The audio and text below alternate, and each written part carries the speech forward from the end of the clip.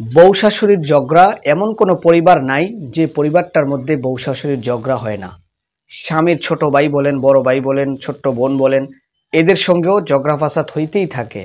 তো দিনই ভাই বোনেরা, এতে করে দেখা গেছে অনেক ভাইদের অশান্তি হয়, অনেক স্বামীদের অশান্তি হয়, স্ত্রীর সঙ্গে মনোমালিন্যতা, এমনকি মা বাবা ভাই বোনদের সঙ্গেও মনোমালিন্যতা, ঝগড়া ফাসাদ শুরু হয়। স্ত্রী একদিন, 2 দিন, 3 দিন, 10 দিন বলার পরে স্ত্রীর কথা একদিন হইলেও রাখতে হয়। সেই অনুপাতে দেখা গেছে মা বাবার সঙ্গে ঝগড়া ফাসাদ লেগেই থাকে। এই ক্ষেত্রে অনেক শাশুড়ির দোষ থাকে, পরিবারের লোকের দোষ থাকে এবং অনেক বউদের দোষ থাকে। দেখা গেছে অনেক সময় ছেলের বউ খুবই ভালো থাকে, শাশুড়ি এবং ননদ অনেক অত্যাচার করে। আবার অনেক সময় দেখা গেছে তারা খুবই ভালো থাকে, ছেলের বউ খুবই দরজাল থাকে, খুবই খারাপ থাকে, তার স্বামীর কানের মধ্যে অর্থাৎ কান পরা দিতে থাকে, মা বাবার সঙ্গে, ভাই বোনদের সঙ্গে ঝগড়া এবং কি অমিল করে রাখে। আজকের এই কার্যকরী আমলিয়াতটি একজন ভাই আমাদেরকে প্রশ্ন করেছেন। হ্যাঁ, তার স্ত্রী তার কাছে আইসা সবসময় কান পরা দেয়। 10 দিন পরে হইলেও তো একবার হইলেও স্ত্রীর কথা রাখতে হয়। এতে করে মা বাবা এবং ভাই বোনদের প্রতি তার অনীহা তৈরি হয়ে গেছে।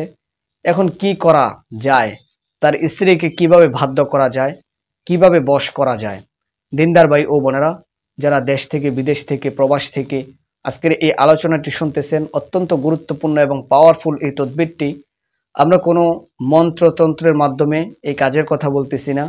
আল্লাহ রাব্বুল আলামিনের গুণবাচক সিফাতি একটি নামের কথা আপনাকে বলবো, যে নামটা 1000 বার দৈনিক পাঠ করে আপনি 7 দিন এই আমলিয়াতটা করে তাকে খাবারের পানির সঙ্গে খাওয়িয়ে দেন, পরিবারের সবাই খাইতে পারবেন ইনশাআল্লাহ। বিশেষ করে যার কারণে ঝগড়াটা বৃদ্ধি পায় তাকে অবশ্যই খাওয়াবেন এবং বাড়ির 51ভুক্ত পরিবার সবাই এই পানিটা ইনশাআল্লাহ পান করবেন।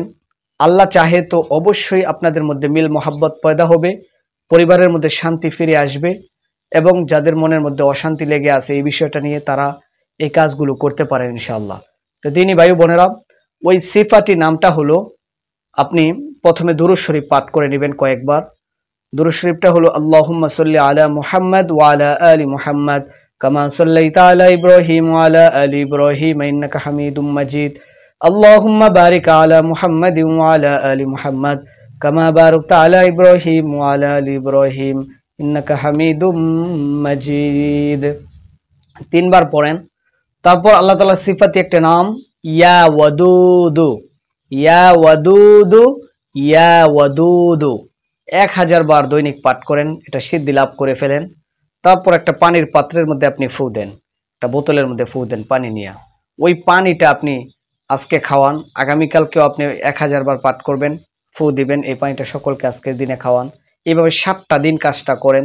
আল্লাহ চাহে তো বউ শাশুড়ির ঝগড়া, মনের অমিল, অশান্তি, যে কোনো মানুষ আপনার এরকমভাবে পরিবারের সবাই 51ভুক্ত পরিবার আল্লাহ তাআলার রহমতের মাধ্যমে মিলিত হইতে পারবেন। যদি আজকের এই আলোচনাটি সুন্দর লাগে, ভালো লাগে, কবুল হবে এরকমটা মনে হয়, বিশ্বাস জাগে, তবে আমাদের কমেন্টে লিখে যাবেন, ইনশাআল্লাহ আমরা আমলটি করতে চাই। আমাদের পক্ষ থেকে অনুমতি দেওয়া হবে এবং আপনাদেরকে দোয়া করা হবে আল্লাহ যেন আপনার মনের আশা অশান্তি দূর করে। আল্লাহ আমাদেরকে সহি বুঝ দান করেন, আমিন।